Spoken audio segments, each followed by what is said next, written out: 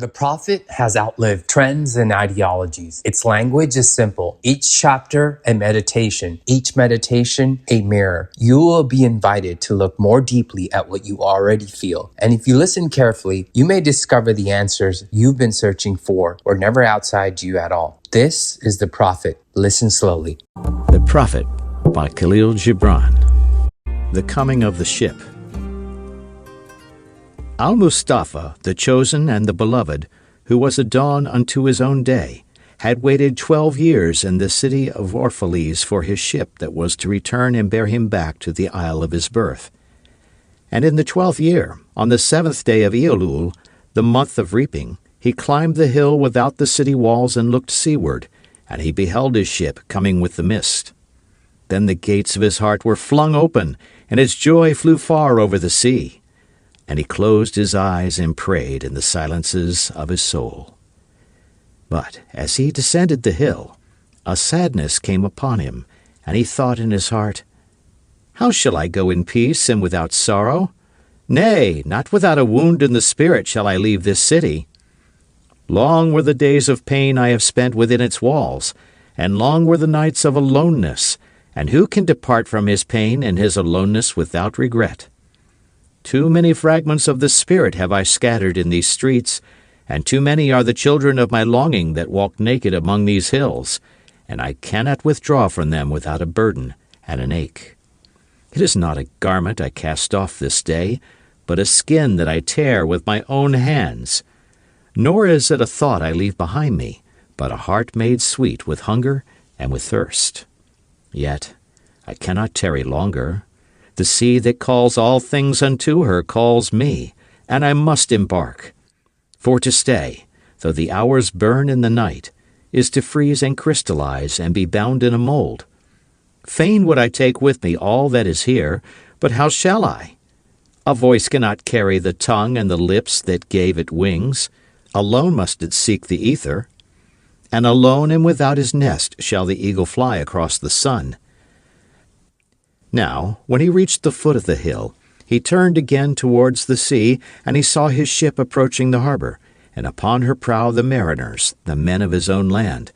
And his soul cried out to them, and he said, "Sons of my ancient mother, you riders of the tides, how often have you sailed in my dreams, and now you come in my awakening, which is my deeper dream. Ready am I to go, and my eagerness with sails full set awaits the wind. Only another breath will I breathe in this still air, only another loving look cast backward, and then I shall stand among you, a seafarer among seafarers. And you, vast sea, sleepless mother, who alone are peace and freedom to the river and the stream, only another winding will this stream make, only another murmur in this glade, and then I shall come to you, a boundless drop to a boundless ocean." And as he walked, he saw from afar men and women leaving their fields and their vineyards and hastening towards the city gates. And he heard their voices calling his name and shouting from field to field, telling one another of the coming of his ship. And he said to himself, "Shall the day of parting be the day of gathering? And shall it be said that my eve was in truth my dawn? And what shall I give unto him who has left his plough in mid-furrow? Or to him who has stopped the wheel of his winepress? Shall my heart become a tree heavy laden with fruit that I may gather and give unto them? And shall my desires flow like a fountain that I may fill their cups? Am I a harp that the hand of the mighty may touch me, or a flute that his breath may pass through me? A seeker of silences am I, and what treasure have I found in silences that I may dispense with confidence? If this is my day of harvest, in what fields have I sowed the seed, and in what unremembered seasons?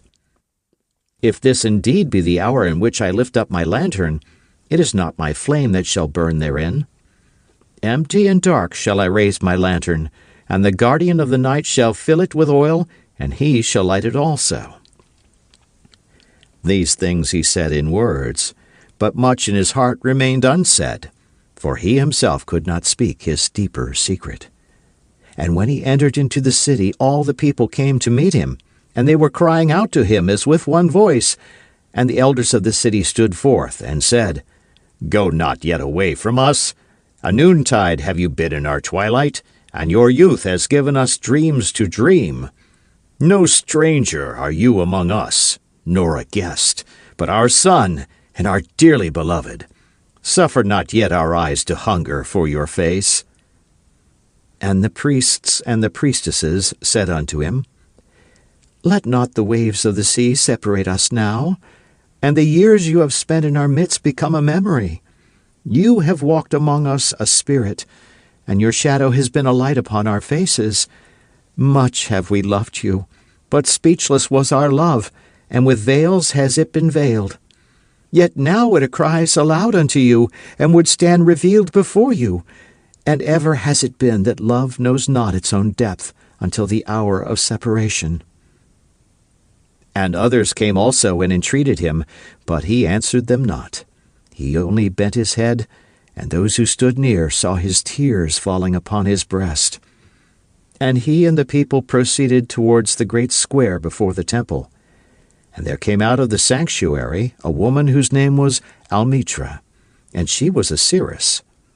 And he looked upon her with exceeding tenderness, for it was she who had first sought and believed in him when he had been but a day in their city. And she hailed him, saying, Prophet of God, in quest of the uttermost, long have you searched the distances for your ship, and now your ship has come, and you must needs go. Deep is your longing for the land of your memories, and the dwelling place of your greater desires, and our love could not bind you, nor our needs hold you. Yet this we ask ere you leave us, that you speak to us, and give us of your truth. And we will give it unto our children, and they unto their children, and it shall not perish. In your aloneness you have watched with our days, and in your wakefulness you have listened to the weeping and the laughter of our sleep. Now therefore disclose us to ourselves, and tell us all that has been shown you of that which is between birth and death. And he answered, People of Orphalese, of what can I speak save of that which is even now moving within your souls? End of Chapter 1. Chapter 2. On Love. Then said Almustafa, Speak to us of love. And he raised his head and looked upon the people, and there fell a stillness upon them. And with a great voice he said, When love beckons to you, follow him, though his ways are hard and steep. And when his wings enfold you, yield to him, though the sword hidden among his pinions may wound you. And when he speaks to you, believe in him, though his voice may shatter your dreams as the north wind lays waste the garden. For even as love crowns you, so shall he crucify you. Even as he is for your growth, so is he for your pruning. Even as he ascends to your height and caresses your tenderest branches that quiver in the sun, so shall he descend to your roots and shake them and their clinging to the earth. Like sheaves of corn he gathers you unto himself. He threshes you to make you naked. He sifts you to free you from your husks. He grinds you to whiteness. He kneads you until you are pliant. And then he assigns you to his sacred fire, that you may become sacred bread for God's sacred feast. All these things shall love do unto you, that you may know the secrets of your heart, and in that knowledge become a fragment of life's heart.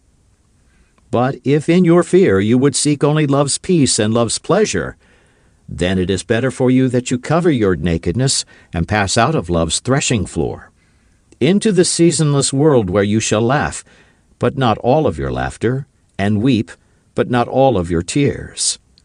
Love gives naught but itself, and takes naught but from itself. Love possesses not, nor would it be possessed, for love is sufficient unto love. And when you love, you should not say, God is in my heart, but rather, I am in the heart of God. And think not you can direct the course of love, for love, if it finds you worthy, directs your course.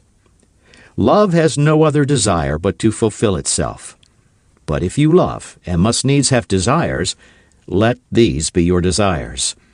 to melt and be like a running brook that sings its melody to the night, to know the pain of too much tenderness, to be wounded by your own understanding of love, and to bleed willingly and joyfully, to wake at dawn with a winged heart and give thanks for another day of loving, to rest at the noon hour and meditate love's ecstasy, to return home at eventide with gratitude, and then to sleep with a prayer for the beloved in your heart and a song of praise upon your lips.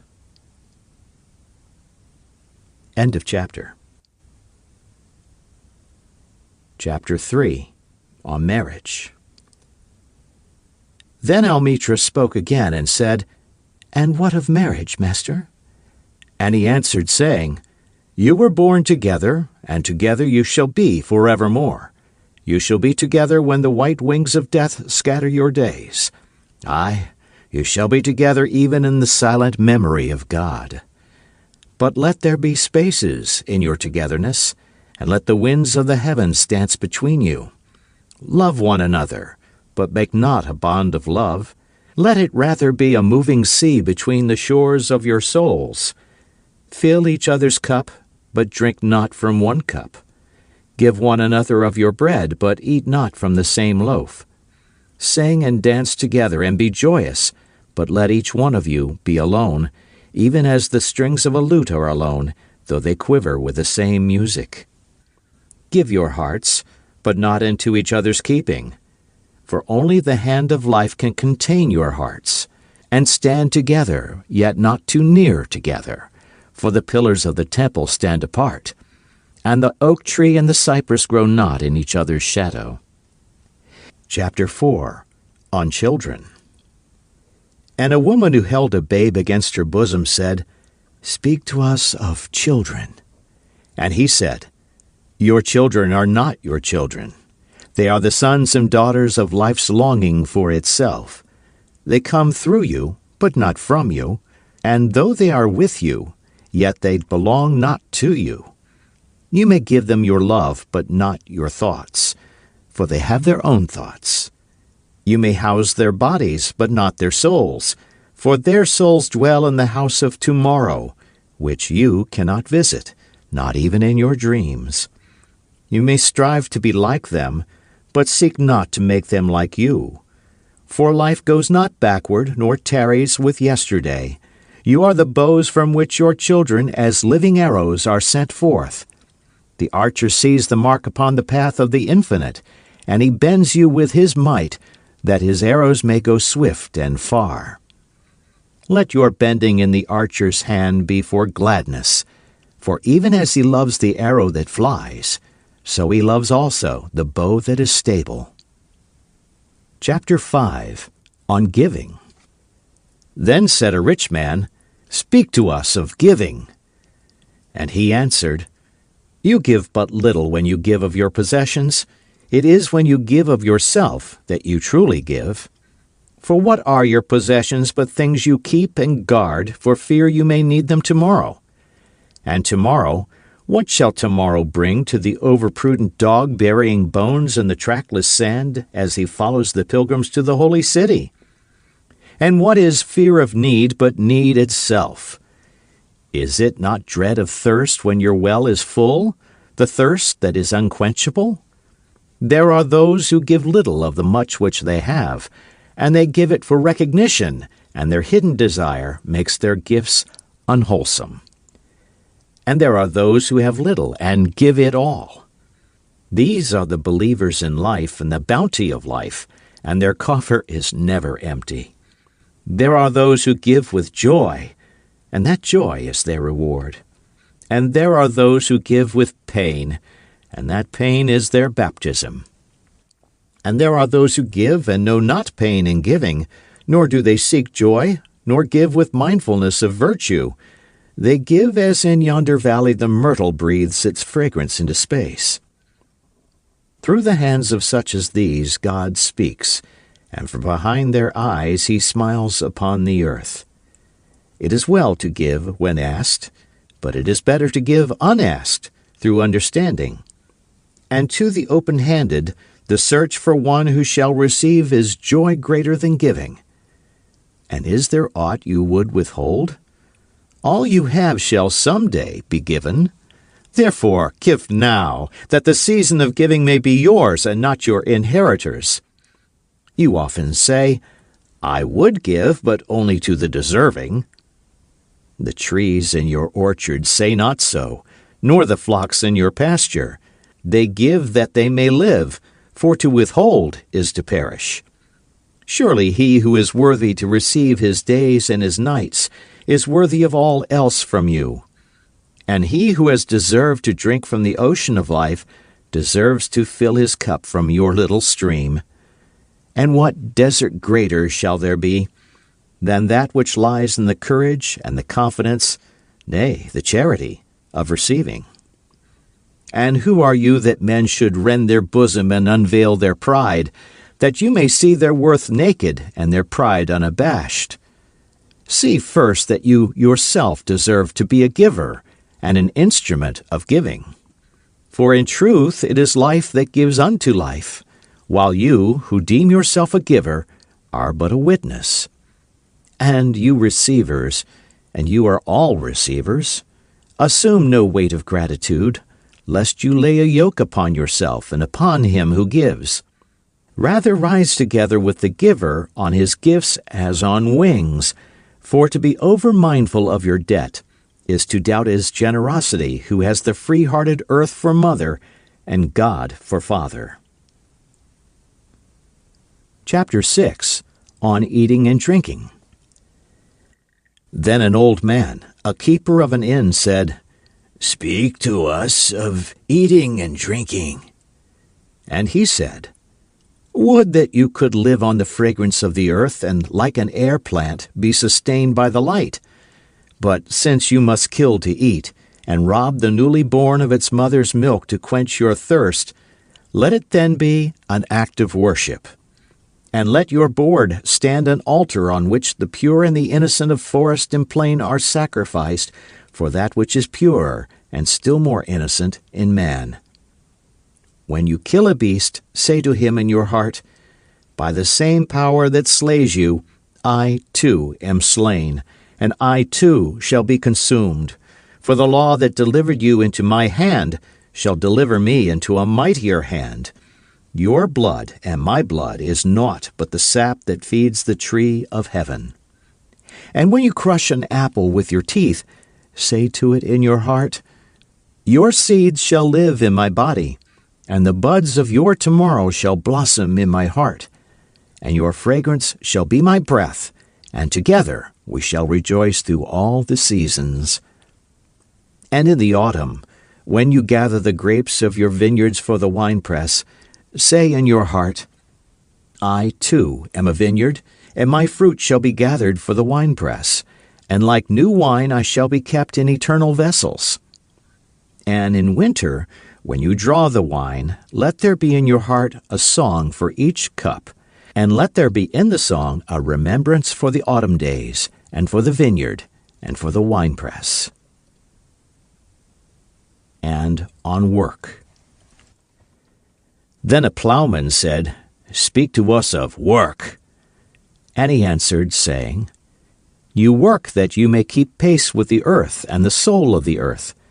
For to be idle is to become a stranger unto the seasons, and to step out of life's procession that marches in majesty and proud submission towards the infinite. When you work, you are a flute through whose heart the whispering of the hours turns to music. Which of you would be a reed, dumb and silent, when all else sings together in unison? Always you have been told that work is a curse and labor a misfortune. But I say to you that when you work, you fulfill a part of earth's furthest dream, assigned to you when that dream was born, and in keeping yourself with labor, you are in truth loving life. And to love life through labor is to be intimate with life's inmost secret. But if you in your pain call birth an affliction, and the support of the flesh a curse written upon your brow, then I answer that naught but the sweat of your brow shall wash away that which is written. You have been told also that life is darkness, and in your weariness you echo what was said by the weary. And I say that life is indeed darkness, save where there is urge, and all urge is blind, save when there is knowledge. And all knowledge is vain, save when there is work. And all work is empty, save when there is love. And when you work with love, you bind yourself to yourself, and to one another, and to God. And what is it to work with love? It is to weave the cloth with threads drawn from your heart, even as if your beloved were to wear that cloth. It is to build a house with affection, even as if your beloved were to dwell in that house. It is to sow seeds with tenderness and reap the harvest with joy, even as if your beloved were to eat the fruit. It is to charge all things you fashion with a breath of your own spirit, and to know that all the blessed dead are standing about you and watching.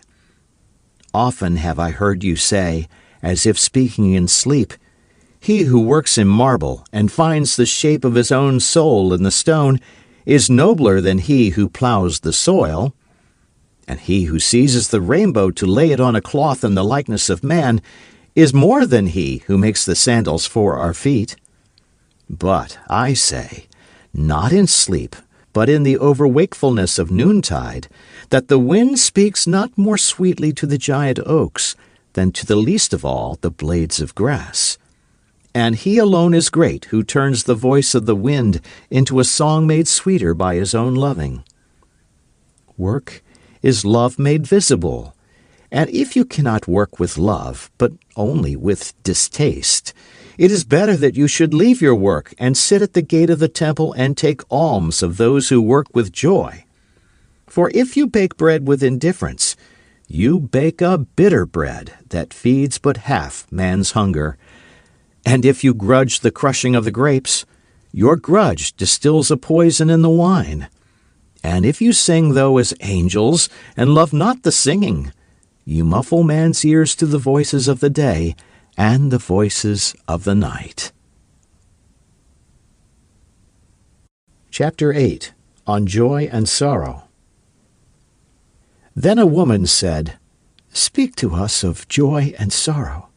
And he answered, "Your joy is your sorrow unmasked, and the selfsame well from which your laughter arises was oftentimes filled with your tears. And how else can it be? The deeper that sorrow carves into your being, the more joy you can contain. Is not the cup that holds your wine the very cup that was burned in the potter's oven? And is not the lute that soothes your spirit the very wood that was hollowed with knives? When you are joyous, look deep into your heart, and you shall find it is only that which has given you sorrow that is giving you joy. When you are sorrowful, look again in your heart, and you shall see that in truth you are weeping for that which has been your delight. Some of you say, "Joy is greater than sorrow," and others say, "Nay, sorrow is the greater." But I say unto you, they are inseparable. Together they come, and when one sits alone with you at your board, remember that the other is asleep upon your bed. Verily, you are suspended like scales between your sorrow and your joy. Only when you are empty are you at standstill and balanced. When the treasure-keeper lifts you to weigh his gold and his silver, needs must your joy or your sorrow rise or fall. Chapter 9. On Houses. Then a mason came forth and said, "Speak to us of houses." And he answered and said, "Build of your imaginings a bower in the wilderness, ere you build a house within the city walls. And even as you have homecomings in your twilight, so has the wanderer in you, the ever distant and alone. Your house is your larger body. It grows in the sun and sleeps in the stillness of the night, and it is not dreamless. Does not your house dream? And dreaming, leave the city for grove or hilltop? Would that I could gather your houses into my hand, and like a sower, scatter them in forest and meadow. Would the valleys were your streets, and the green paths your alleys, that you might seek one another through vineyards, and come with the fragrance of the earth in your garments. But these things are not yet to be. In their fear your forefathers gathered you too near together, and that fear shall endure a little longer. A little longer shall your city walls separate your hearths from your fields. And tell me, people of Orphalese, what have you in these houses? And what is it you guard with fastened doors? Have you peace, the quiet urge that reveals your power? Have you remembrances, the glimmering arches that span the summits of the mind? Have you beauty that leads the heart from things fashioned of wood and stone to the holy mountain? Tell me, have you these in your houses? Or have you only comfort, and the lust for comfort, that stealthy thing that enters the house as a guest, and then becomes a host, and then a master?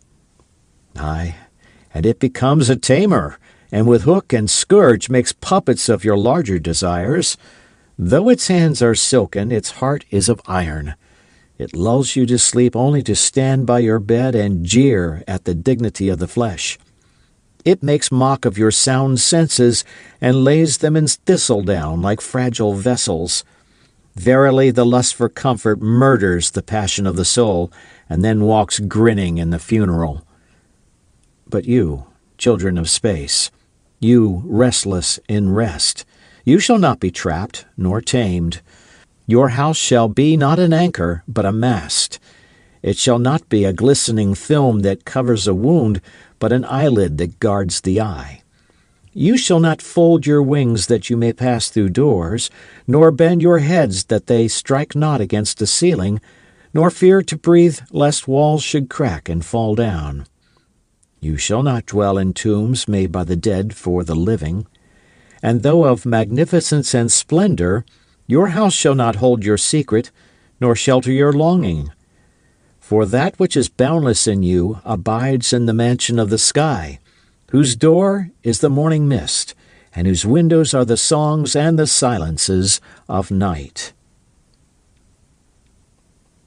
Chapter 10. On Clothes. And the weaver said, Speak to us of clothes. And he answered, Your clothes conceal much of your beauty, yet they hide not the unbeautiful. And though you seek in garments the freedom of privacy, you may find in them a harness and a chain. Would that you could meet the sun and the wind with more of your skin and less of your raiment. For the breath of life is in the sunlight, and the hand of life is in the wind. Some of you say, It is the north wind who has woven the clothes we wear. And I say, Aye, it was the north wind. But shame was his loom, and the softening of the sinews was his thread. And when his work was done, he laughed in the forest. Forget not that modesty is for a shield against the eye of the unclean. And when the unclean shall be no more, what were modesty but a fetter and a fouling of the mind? And forget not that the earth delights to feel your bare feet, and the winds long to play with your hair. Chapter 11. On Buying and Selling. And a merchant said, Speak to us of buying and selling. And he answered and said, To you the earth yields her fruit, and you shall not want if you but know how to fill your hands. It is in exchanging the gifts of the earth that you shall find abundance and be satisfied. Yet unless the exchange be in love and kindly justice, it will but lead some to greed and others to hunger. When in the marketplace you toilers of the sea and fields and vineyards meet the weavers and the potters and the gatherers of spices, invoke then the master spirit of the earth to come into your midst and sanctify the scales and the reckoning that weighs value against value. And suffer not the barren-handed to take part in your transactions, who would sell their words for your labor. To such men you should say, Come with us to the field, or go with our brothers to the sea and cast your net. For the land and the sea shall be bountiful to you, even as to us. And if there come the singers, and the dancers, and the flute players, buy of their gifts also. For they too are gatherers of fruit and frankincense, and that which they bring, though fashioned of dreams, is raiment and food for your soul. And before you leave the marketplace, see that no one has gone his way with empty hands. For the master spirit of the earth shall not sleep peacefully upon the wind, till the needs of the least of you are satisfied. Chapter 12. On Crime and Punishment. Then one of the judges of the city stood forth and said, "Speak to us of crime and punishment." And he answered, saying, "It is when your spirit goes wandering upon the wind, that you, alone and unguarded, commit a wrong unto others, and therefore unto yourself. And for that wrong committed must you knock and wait a while unheeded at the gate of the blessed. Like the ocean is your God-self, it remains forever undefiled. And like the ether it lifts but the winged. Even like the sun is your God-self, it knows not the ways of the mole, nor seeks it the holes of the serpent. But your God-self dwells not alone in your being. Much in you is still man, and much in you is not yet man, but a shapeless pygmy that walks asleep in the mist, searching for its own awakening. And of the man in you would I now speak, for it is he, and not your God-self, nor the pygmy in the mist, that knows crime and the punishment of crime. Oftentimes have I heard you speak of one who commits a wrong, as though he were not one of you, but a stranger unto you, and an intruder upon your world. But I say that even as the holy and the righteous cannot rise beyond the highest which is in each one of you, so the wicked and the weak cannot fall lower than the lowest which is in you also. And as a single leaf turns not yellow, but with the silent knowledge of the whole tree, so the wrongdoer cannot do wrong without the hidden will of you all. Like a procession, you walk together towards your God-self. You are the way and the wayfarers. And when one of you falls down, he falls for those behind him, a caution against the stumbling stone. Aye, and he falls for those ahead of him, who though faster and surer of foot, yet remove not the stumbling stone. And this also, though the word lie heavy upon your hearts, the murdered is not unaccountable for his own murder, and the robbed is not blameless in being robbed. The righteous is not innocent of the deeds of the wicked, and the white-handed is not clean in the doings of the felon. Yea, the guilty is oftentimes the victim of the injured, and still more often the condemned is the burden-bearer for the guiltless and unblamed. You cannot separate the just from the unjust, and the good from the wicked, for they stand together before the face of the sun, even as the black thread and the white are woven together. And when the black thread breaks, the weaver shall look into the whole cloth, and he shall examine the loom also. If any of you would bring to judgment the unfaithful wife, let him also weigh the heart of her husband in scales, and measure his soul with measurements. And let him who would lash the offender look unto the spirit of the offended. And if any of you would punish in the name of righteousness, and lay the axe unto the evil tree, let him see to its roots. And verily, he will find the roots of the good and the bad, the fruitful and the fruitless, all entwined together in the silent heart of the earth.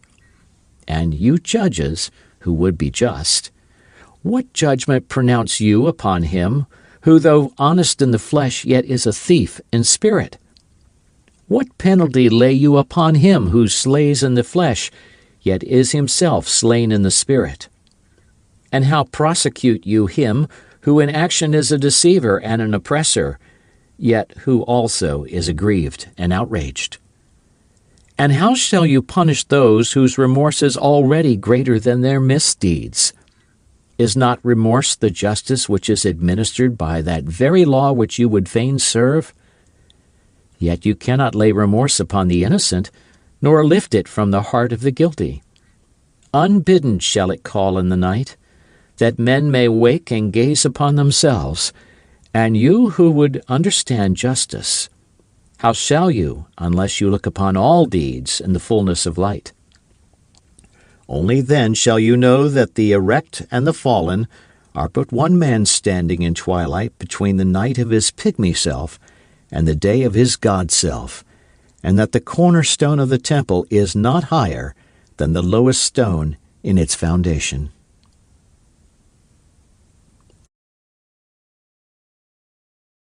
Chapter 13. On Laws. Then a lawyer said, "But what of our laws, master?" And he answered, "You delight in laying down laws, yet you delight more in breaking them, like children playing by the ocean who build sand towers with constancy and then destroy them with laughter. But while you build your sand towers, the ocean brings more sand to the shore, and when you destroy them, the ocean laughs with you. Verily, the ocean laughs always with the innocent.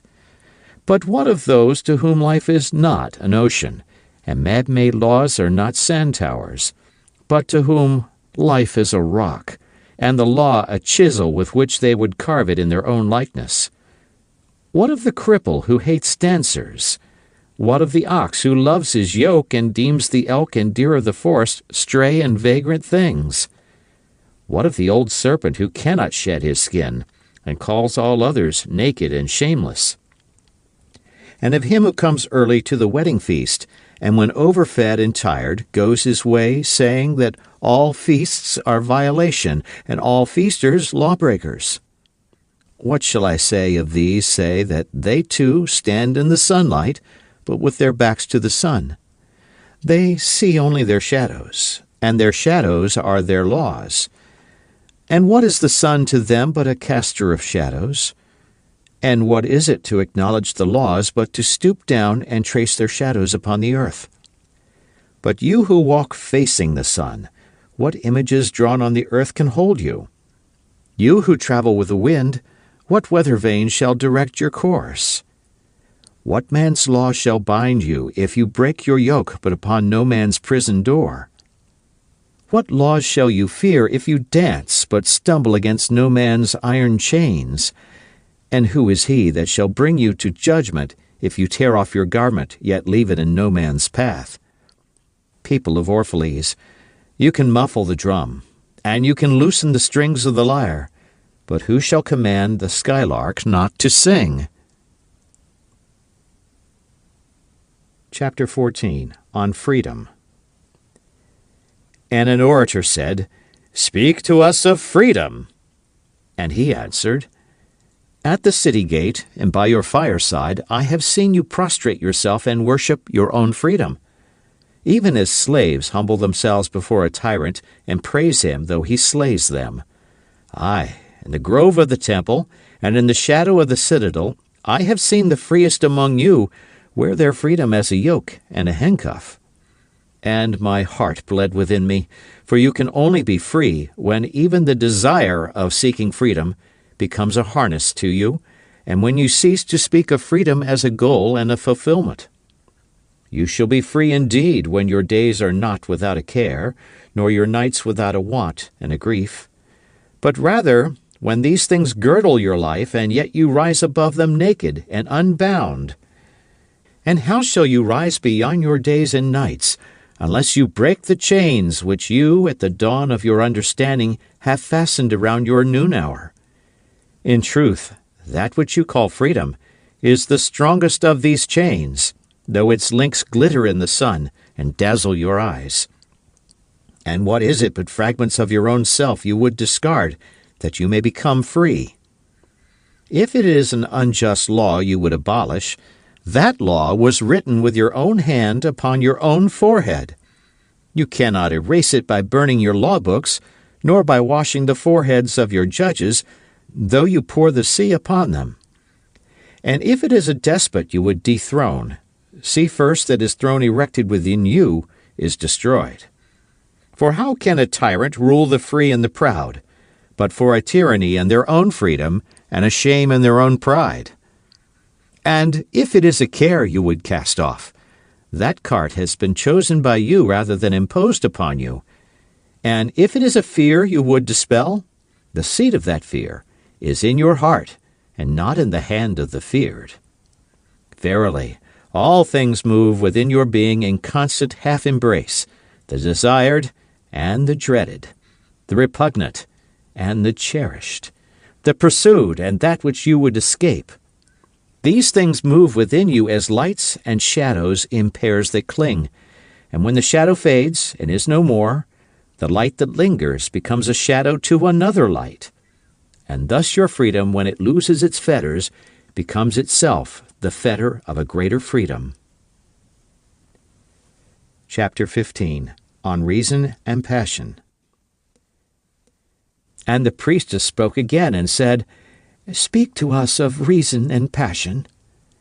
And he answered, saying, Your soul is oftentimes a battlefield, upon which your reason and your judgment wage war against your passion and your appetite. Would that I could be the peacemaker in your soul, that I might turn the discord and the rivalry of your elements into oneness and melody. But how shall I, unless you yourselves be also the peacemakers, nay, the lovers of all your elements? Your reason and your passion are the rudder and the sails of your seafaring soul. If either your sails or your rudder be broken, you can but toss and drift, or else be held at a standstill in mid-seas. For reason, ruling alone, is a force confining, and passion, unattended, is a flame that burns to its own destruction. Therefore, let your soul exalt your reason to the height of passion, that it may sing, and let it direct your passion with reason, that your passion may live through its own daily resurrection, and like the phoenix rise above its own ashes. I would have you consider your judgment and your appetite, even as you would two loved guests in your house. Surely you would not honor one guest above the other, for he who is more mindful of one loses the love and the faith of both. Among the hills, when you sit in the cool shade of the white poplars, sharing the peace and serenity of distant fields and meadows, then let your heart say in silence, God rests in reason. And when the storm comes, and the mighty wind shakes the forest, and thunder and lightning proclaim the majesty of the sky, then let your heart say in awe, God moves in passion. And since you are a breath in God's sphere, and a leaf in God's forest, you too should rest in reason and move in passion. Chapter 16. On Pain. And a woman spoke, saying, Tell us of pain. And he said, Your pain is the breaking of the shell that encloses your understanding. Even as the stone of the fruit must break, that its heart may stand in the sun, so must you know pain. And could you keep your heart in wonder at the daily miracles of your life, your pain would not seem less wondrous than your joy, and you would accept the seasons of your heart, even as you have always accepted the seasons that pass over your fields. And you would watch with serenity through the winters of your grief. Much of your pain is self-chosen. It is the bitter potion by which the physician within you heals your sick self. Therefore, trust the physician, and drink his remedy in silence and tranquility. For his hand, though heavy and hard, is guided by the tender hand of the unseen, and the cup he brings, though it burn your lips, has been fashioned of the clay which the potter has moistened with his own sacred tears. Chapter 17. On Self-Knowledge. And a man said, Speak to us of self-knowledge. And he answered, saying, Your hearts know in silence the secrets of the days and the nights, but your ears thirst for the sound of your heart's knowledge. You would know in words that which you have always known in thought. You would touch with your fingers the naked body of your dreams, and it is well you should. The hidden wellspring of your soul must needs rise and run murmuring to the sea, and the treasure of your infinite depths would be revealed to your eyes. But let there be no scales to weigh your unknown treasure, and seek not the depths of your knowledge with staff or sounding line. For self is a sea, boundless and measureless. Say not, I have found the truth, but rather, I have found a truth. Say not, I have found the path of the soul. Say rather, I have met the soul walking upon my path. For the soul walks upon all paths. The soul walks not upon a line, neither does it grow like a reed. The soul unfolds itself like a lotus of countless petals. Chapter 18, on Teaching. Then said a teacher, Speak to us of teaching. And he said, No man can reveal to you aught but that which already lies half asleep in the dawning of your knowledge.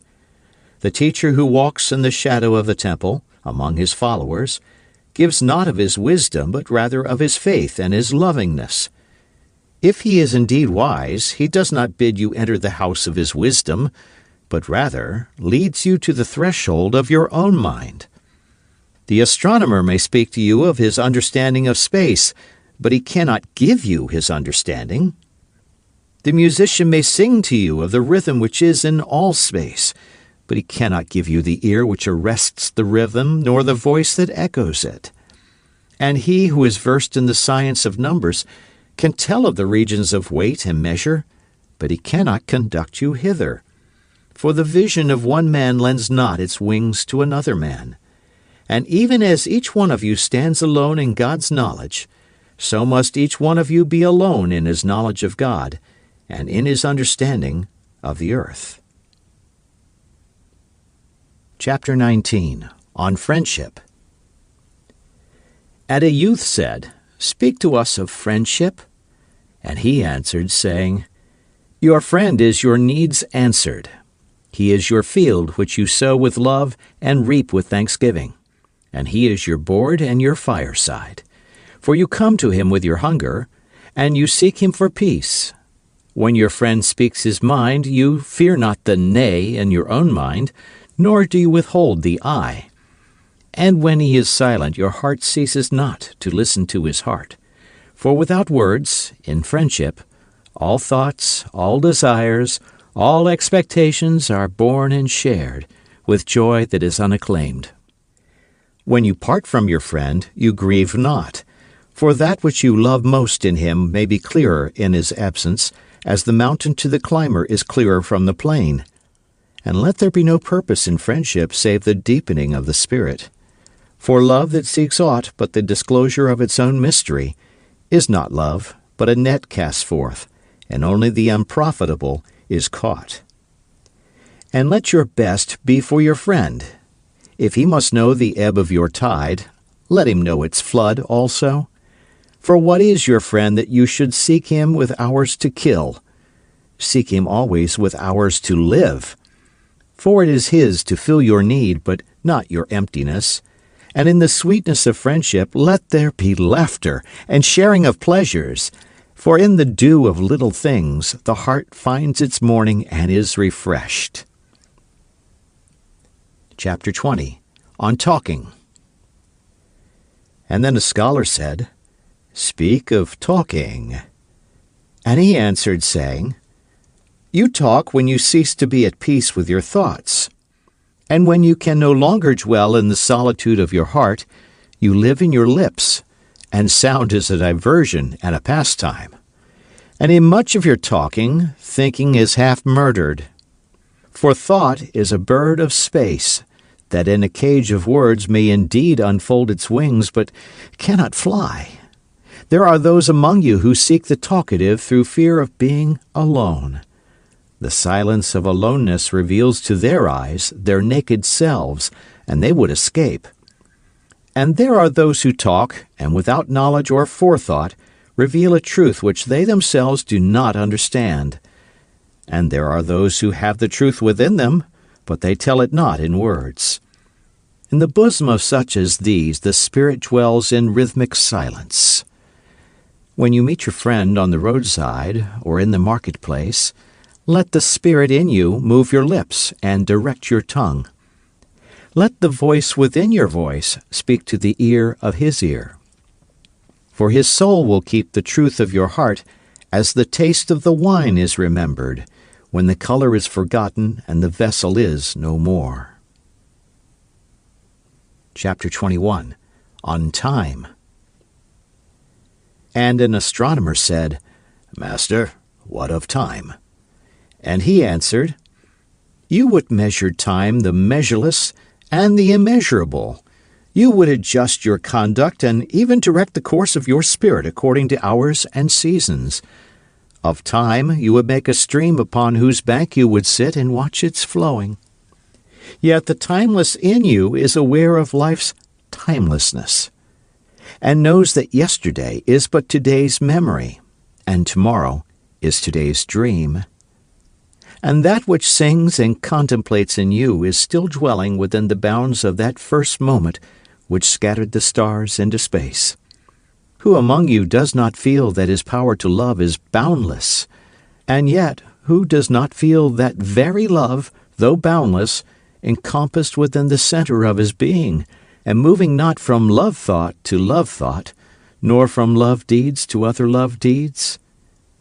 And is not time even as love is, undivided and paceless?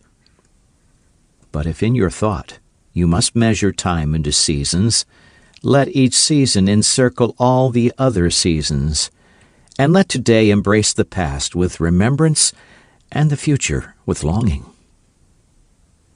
Chapter 22. On Good and Evil. And one of the elders of the city said, Speak to us of good and evil. And he answered, Of the good in you I can speak, but not of the evil. For what is evil but good tortured by its own hunger and thirst? Verily, when good is hungry, it seeks food even in dark caves, and when it thirsts, it drinks even of dead waters. You are good when you are one with yourself. Yet when you are not one with yourself, you are not evil. For a divided house is not a den of thieves. It is only a divided house. And a ship without rudder may wander aimlessly among perilous isles, yet sink not to the bottom. You are good when you strive to give of yourself. Yet you are not evil when you seek gain for yourself. For when you strive for gain, you are but a root that clings to the earth and sucks at her breast. Surely the fruit cannot say to the root, Be like me, ripe and full and ever giving of your abundance. For to the fruit giving is a need, as receiving is a need to the root.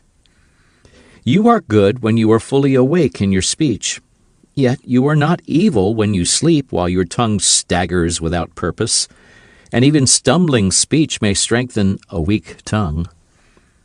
You are good when you walk to your goal firmly and with bold steps.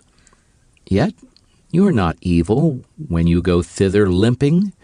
Even those who limp go not backward. But you who are strong and swift, see that you do not limp before the lame, deeming it kindness. You are good in countless ways, and you are not evil when you are not good. You are only loitering and sluggard. Pity that the stags cannot teach swiftness to the turtles. In your longing for your giant self lies your goodness, and that longing is in all of you. But in some of you, that longing is a torrent rushing with might to the sea, carrying the secrets of the hillsides and the songs of the forest. And in others, it is a flat stream that loses itself in angles and bends and lingers before it reaches the shore.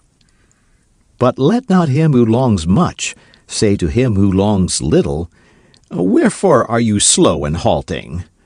For the truly good ask not the naked, Where is your garment? Nor the houseless, What is befallen your house? Chapter 23. On Prayer. Then a priestess said, Speak to us of prayer. And he answered, saying, You pray in your distress and in your need. Would that you might pray also in the fullness of your joy and in your days of abundance. For what is prayer but the expansion of yourself into the living ether? And if it is for your comfort to pour your darkness into space, it is also for your delight to pour forth the dawning of your heart. And if you cannot but weep when your soul summons you to prayer, she should spur you again and yet again, though weeping, until you shall come laughing. When you pray, you rise to meet in the air those who are praying at that very hour, and whom save in prayer you may not meet. Therefore, let your visit to that temple invisible be for naught but ecstasy and sweet communion. For if you should enter the temple for no other purpose than asking, you shall not receive. And if you should enter into it to humble yourself, you shall not be lifted.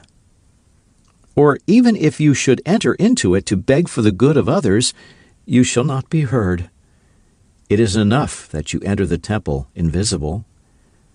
I cannot teach you how to pray in words. God listens not to your words save when He Himself utters them through your lips.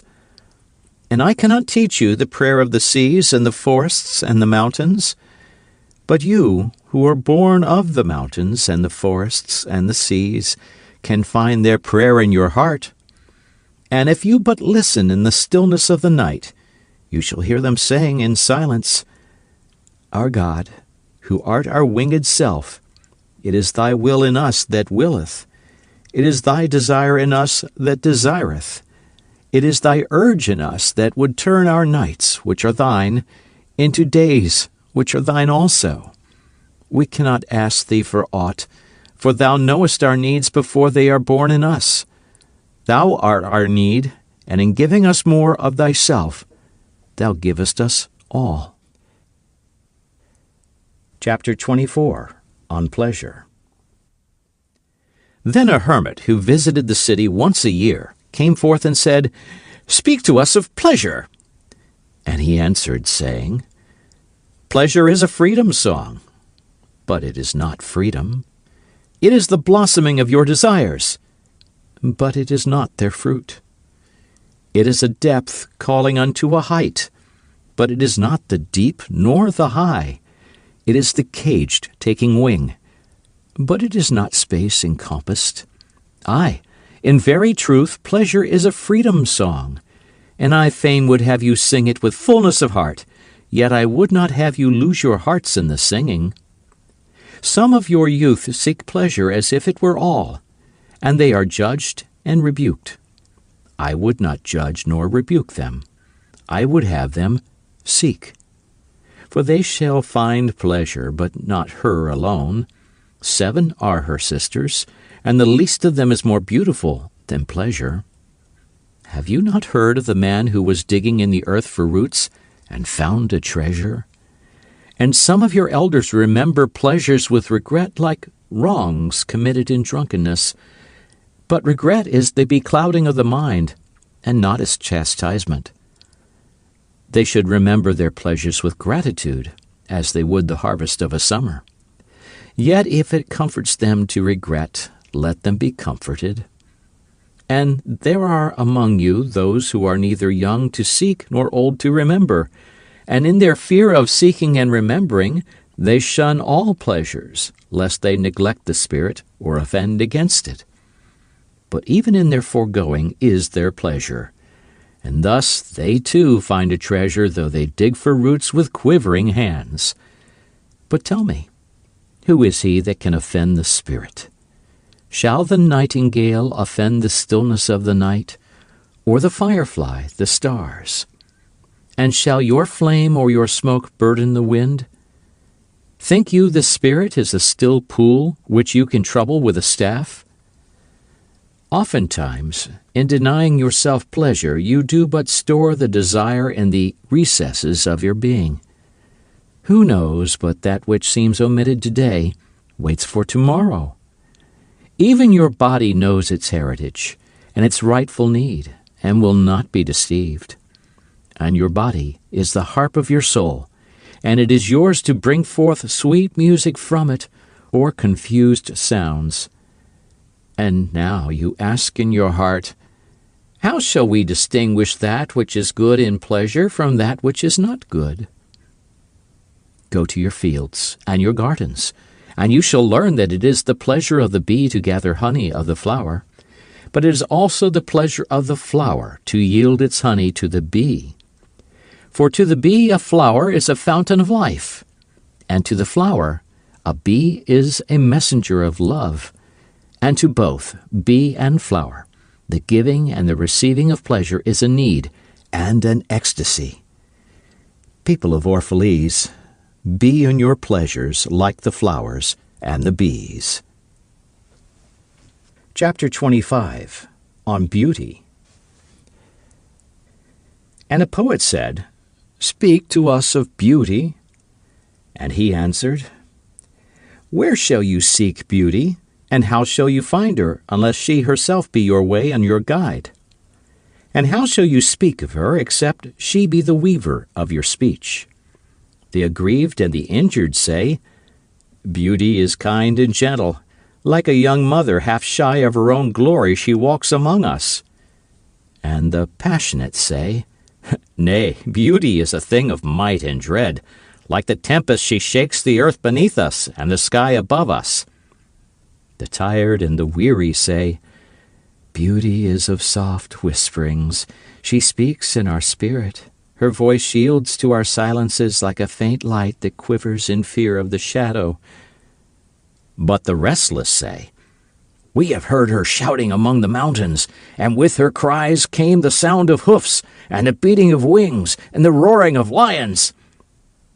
At night the watchmen of the city say, Beauty shall rise with the dawn from the east. And at noontide the toilers and the wayfarers say, We have seen her leaning over the earth from the windows of the sunset.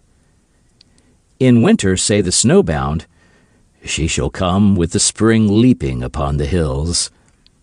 And in the summer heat the reapers say, We have seen her dancing with the autumn leaves, and we saw a drift of snow in her hair. All these things have you said of beauty, yet in truth you spoke not of her, but of needs unsatisfied. And beauty is not a need, but an ecstasy. It is not a mouth thirsting, nor an empty hand stretched forth, but rather a heart inflamed and a soul enchanted. It is not the image you would see, nor the song you would hear, but rather an image you see though you close your eyes, and a song you hear though you shut your ears. It is not the sap within the furrowed bark, nor a wing attached to a claw, but rather a garden forever in bloom, and a flock of angels forever in flight. People of Orphalese, beauty is life when life unveils her holy face. But you are life, and you are the veil. Beauty is eternity gazing at itself in a mirror. But you are eternity, and you are the mirror. Chapter 26, on Religion. And an old priest said, Speak to us of religion. And he said, Have I spoken this day of aught else? Is not religion all deeds and all reflection? And that which is neither deed nor reflection, but a wonder and a surprise ever springing in the soul, even while the hands hew the stone or tend the loom? Who can separate his faith from his actions, or his belief from his occupations? Who can spread his hours before him, saying, This for God, and this for myself, this for my soul, and this other for my body?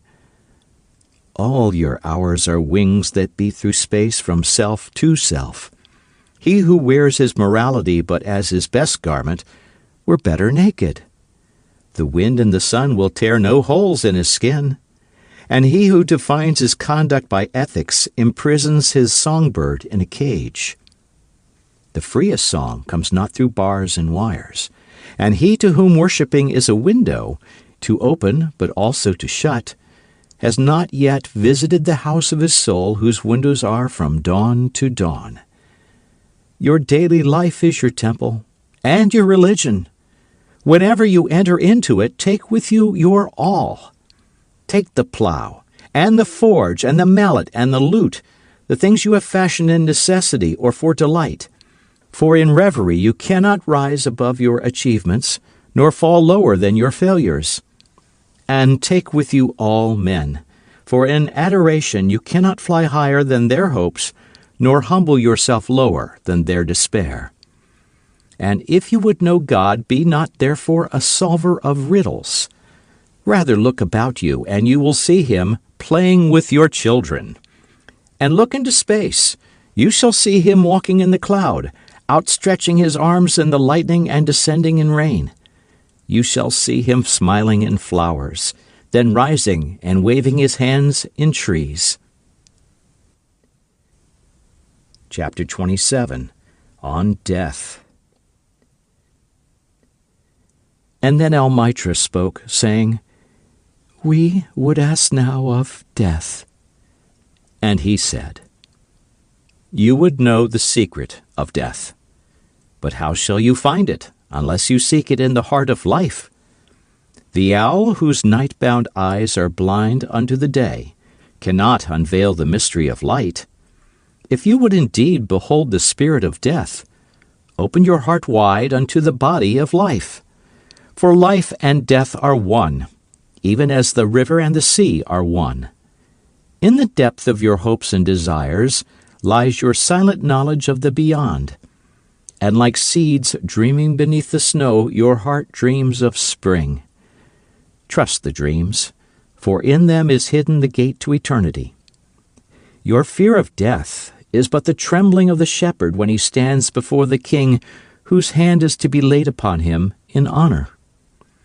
Is the shepherd not joyful beneath his trembling, that he shall wear the mark of the king? Yet is he not more mindful of his trembling? For what is it to die, but to stand naked in the wind and to melt into the sun?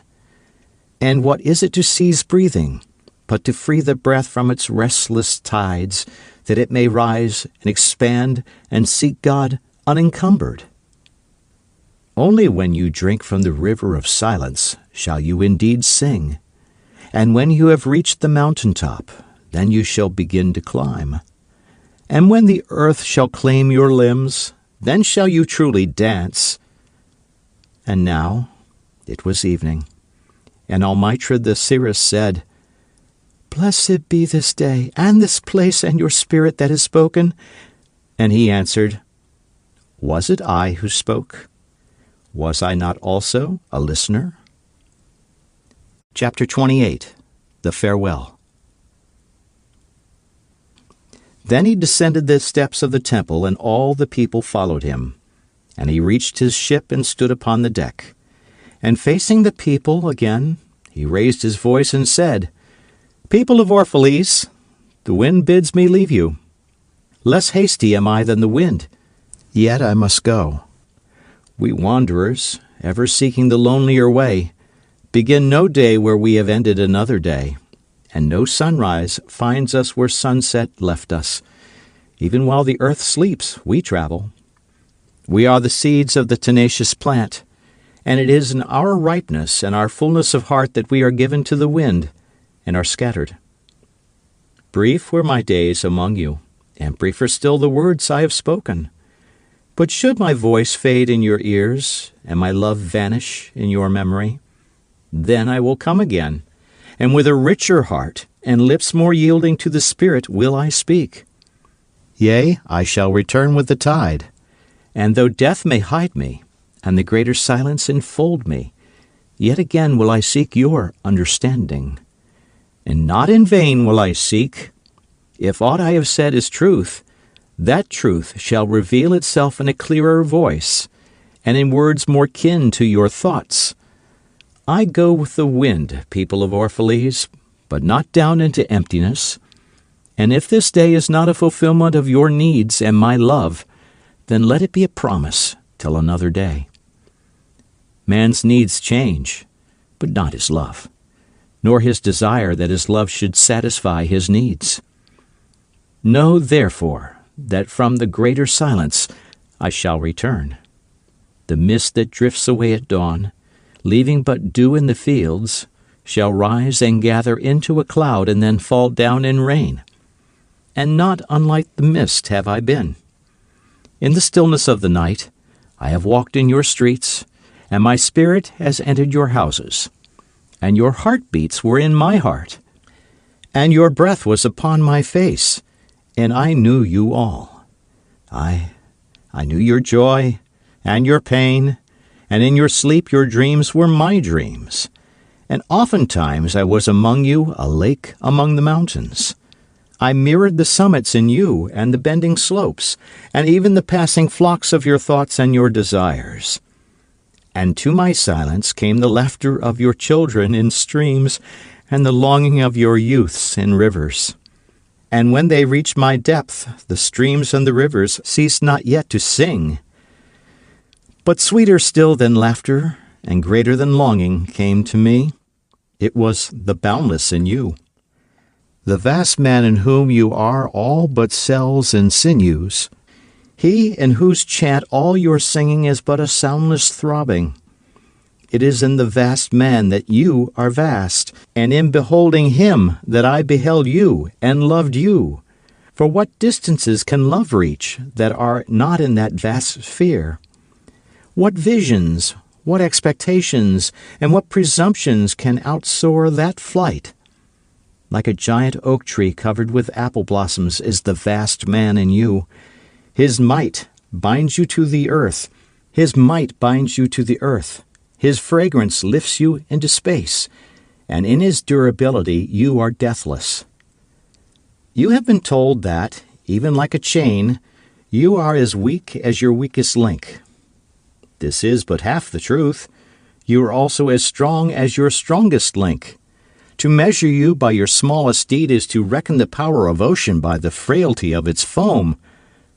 To judge you by your failures is to cast blame upon the seasons for their inconstancy.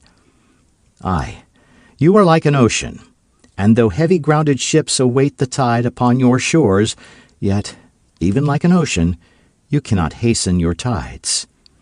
And like the seasons you are also. And though in your winter you deny your spring, yet spring, reposing within you, smiles in her drowsiness, and is not offended. Think not I say these things in order that you may say the one to the other, "He praised us well, he saw but the good in us." I only speak to you in words of that which you yourselves know in thought. And what is word knowledge but a shadow of wordless knowledge? Your thoughts and my words are waves from a sealed memory that keeps records of our yesterdays, and of the ancient days when the earth knew not us nor herself, and of nights when earth was upwrought with confusion. Wise men have come to you to give you of their wisdom. I came to take of your wisdom. And behold, I have found that which is greater than wisdom. It is a flame spirit in you ever gathering more of itself, while you, heedless of its expansion, bewail the withering of your days. It is life in quest of life in bodies that fear the grave. There are no graves here. These mountains and plains are a cradle and a stepping stone. Whenever you pass by the field where you have laid your ancestors, look well thereupon, and you shall see yourselves and your children dancing hand in hand. Verily, you often make merry without knowing. Others have come to you, to whom for golden promises made unto your faith, you have given but riches and power and glory. Less than a promise have I given, and yet more generous have you been to me. You have given me my deeper thirsting after life. Surely there is no greater gift to a man than that which turns all his aims into parching lips and all life into a fountain. And in this lies my honor and my reward, that whenever I come to the fountain to drink, I find the living water itself thirsty, and it drinks me while I drink it. Some of you have deemed me proud and overshy to receive gifts. Too proud indeed am I to receive wages, but not gifts. And though I have eaten berries among the hills when you would have had me sit at your board, and slept in the portico of the temple when you would gladly have sheltered me, Yet was it not your loving mindfulness of my days and my nights that made food sweet to my mouth and girdled my sleep with visions? For this I bless you most. You give much, and know not that you give at all. Verily the kindness that gazes upon itself in a mirror turns to stone, and a good deed that calls itself by tender names becomes the parent to a curse. And some of you have called me aloof, and drunk with my own aloneness. And you have said, He holds counsel with the trees of the forest, but not with men. He sits alone on hilltops and looks down upon our city. True it is that I have climbed the hills and walked in remote places. How could I have seen you, save from a great height or a great distance? How can one be indeed near unless he be far? And others among you called unto me, not in words, and they said, Stranger, stranger, lover of unreachable heights, why dwell you among the summits where eagles build their nests? Why seek you the unattainable? What storms would you trap in your net, and what vaporous birds do you hunt in the sky? Come and be one of us. Descend and appease your hunger with our bread, and quench your thirst with our wine.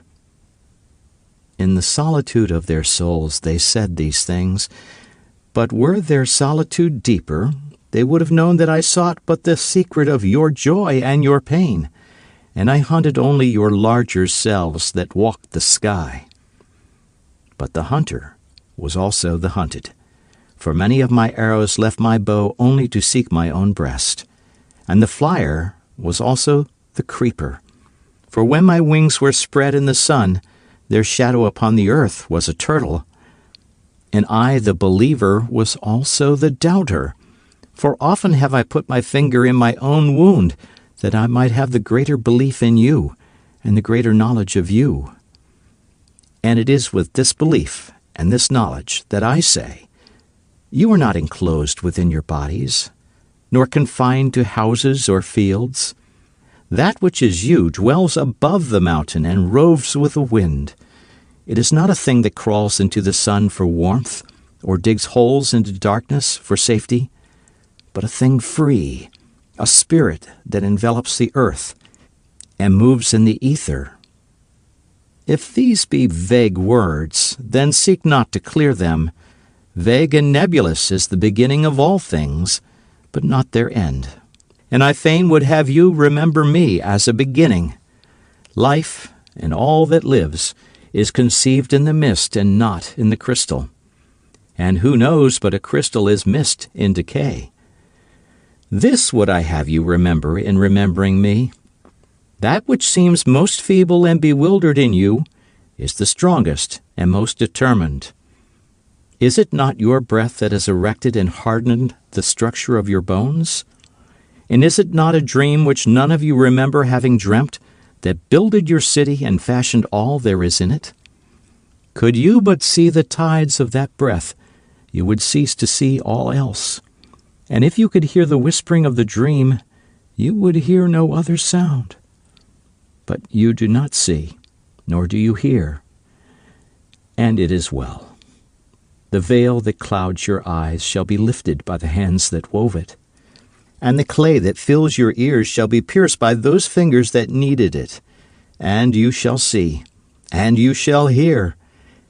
Yet you shall not deplore having known blindness, nor regret having been deaf. For in that day you shall know the hidden purposes in all things, and you shall bless darkness as you would bless light. After saying these things, he looked about him, and he saw the pilot of his ship standing by the helm and gazing now at the full sails and now at the distance. And he said, Patient, over-patient is the captain of my ship. The wind blows, and restless are the sails. Even the rudder begs direction. Yet quietly my captain awaits my silence. And these my mariners, who have heard the choir of the greater sea, they too have heard me patiently. Now they shall wait no longer. I am ready. The stream has reached the sea, and once more the great mother holds her son against her breast. Fare you well, people of Orphalese. This day has ended. It is closing upon us even as the water lily upon its own tomorrow. What was given us here we shall keep, and if it suffices not, then again must we come together, and together stretch our hands unto the giver. Forget not that I shall come back to you. A little while, and my longing shall gather dust and foam for another body. A little while, a moment of rest upon the wind, and another woman shall bear me. Farewell to you and the youth I have spent with you. It was but yesterday we met in a dream. You have sung to me in my aloneness, and I of your longings have built a tower in the sky.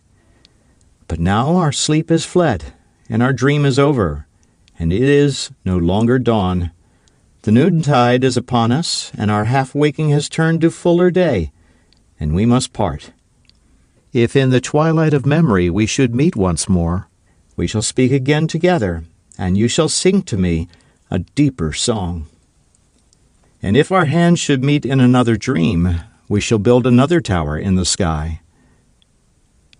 So saying, he made a signal to the seamen, and straightway they weighed anchor and cast the ship loose from its moorings, and they moved eastward.